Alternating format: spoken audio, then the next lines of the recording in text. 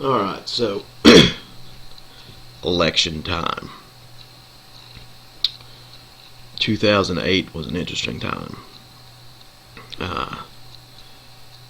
We all thought that Barack Obama would bring some type of radical change to the nation. And after 8 years of George W. Bush, it didn't seem like things would get much worse. Well, as a president, as a candidate, Obama was decent. As a president, he's been the most disappointing president that I personally have lived through. Yeah, that includes George W. Bush, but no one really expected anything great out of him. He was kind of expected to be a dumbass. But anyways, personally, I voted for Obama in 2008 after having supported John Edwards in the 2008 Democratic primary. But yeah, Obama's been a complete failure. He's extended the Patriot Act twice, at least. The defense bill deal that they're not going to veto, which gives the federal government ridiculous powers. A citizen can be arrested and held indefinitely, without any official charges. What else has the bastard done? Basically gotten us involved in more wars. I think they're finally pulling out of Iraq, but that's just a fucking throw us a bone on the left thing. I think anyone who thinks about anything very deeply will understand that. So, where does this leave what I would call the ultra-left, people like myself? Clearly, Obama's not going to have anyone in the primary run against him. And clearly, he's not, despite all that hope and all that bullshit that came along. It's time for the people who put him in office to understand that he is not the proper person to vote for. We don't need 4 more years of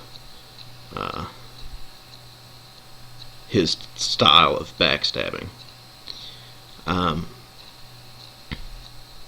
So beyond third-party candidates, the ultra-left only has the Republican candidates to look at. Now this seems like a contradiction of sorts. If Obama is not good enough, anyone in the Republican primary is not going to be good enough to vote from the ultra-left position. But I would disagree with that. I think their front runner in Iowa, Ron Paul, would be the perfect candidate for any ultra-left individuals such as myself. Granted, there's some issues with his stance on abortion, and when it comes to economics, people on the ultra-left tend to be more socialist, let's say. But considering all his other positions, ending the war on drugs, pulling out of all these overseas affairs, getting rid of the Patriot Act, not having a federal law developed to protect marriage or whatever.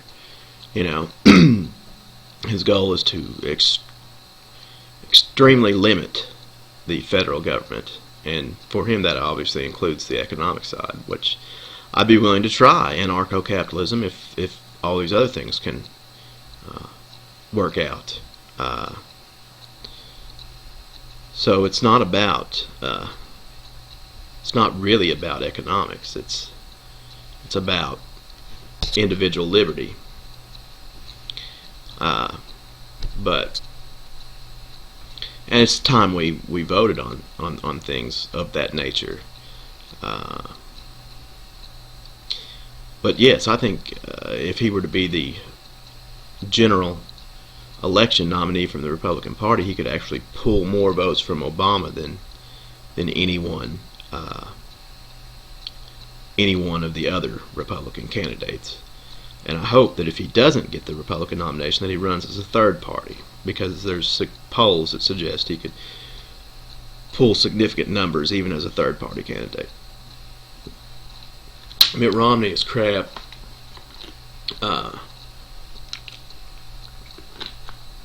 Newt Gingrich has a cool attitude, but he's crap. Rick Perry's an idiot. Rick Santorum is probably the scariest candidate I've ever listened to. But Ron Paul, I find myself agreeing with just about everything he says. So, I would say that comes from my post-structuralist, ultra-left perspective. It's time to get rid of Obama. Obama or Mitt Romney is going to be the same. Obama or Newt Gingrich is going to be basically the same. So I would officially back Ron Paul and suggest anyone on the left that feels disillusioned by the Obama presidency should switch parties in time to where they're still able to vote in the Republican primary, which I have done. Switch the parties so I could do that, because the Democrats aren't going to have a primary. Of course, that's only if you live in states with closed primaries, but Ron Paul seems to be the only choice that makes any sort of sense. Barack Obama has been a complete and utter failure and disappointment, and anyone on the left that doesn't openly say that is holding on to the bullshit hope and change to believe in shit, that came from the false hope of his candidacy. So that's my spiel on that.